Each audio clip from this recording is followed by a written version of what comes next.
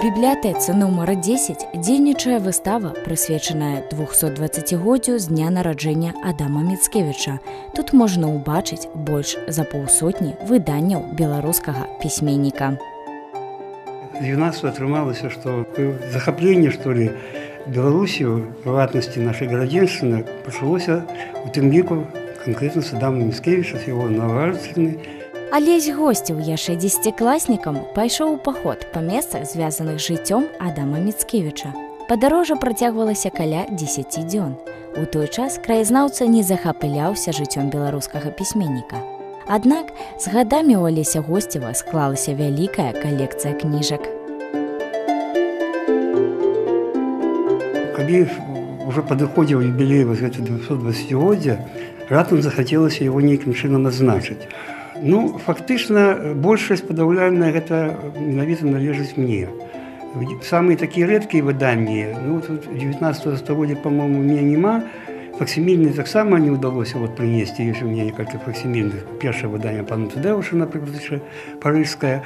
Але ёсць выданні міжваеннага перыяду, навагрудскія выданні, то самае, мне здаецца, каштоўнае, цікавае, зборы твораў Міцкевіча, стаяць там на паліцыю. Арганізатары вырашылі акцэнт выставы зрабіць на малой радзіме Адама Міцкевіча. Пагэтаму і назва выставы, і эпіграфы – усё прысвечана менавіта гэтай тэме. На выставе выступалі і школьнікі, якія прачыталі цікавыя, на іх погляд, вершы беларускага пісьменніка. Сегодня я прочитаю стих Адама Міцкевича.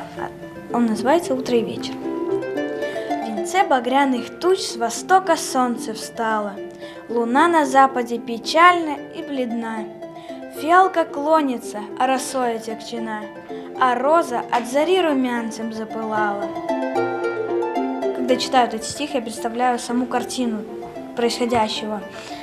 Как тут сказано, что в венце багряных туч с востока солнце встало. Это такой красивый восход. Если не вижу тебя, я не плачу. Разума, встретив тебя, не утрачу. Все ж, если долго тебя не встречаю, жажду чего-то, о чем-то скучаю. И вопрошаю себе без ответа, дружба ли это, любовь ли это? Тут описывается вся жизнь, то есть вся жизнь, переживания, то есть как он хотел узнать вопрос, дружба ли это или любовь, как описывалось в этом стихотворении. У сваёй творчасці Адам Міцкевіч звяртаўся да тэмы характару чалавека.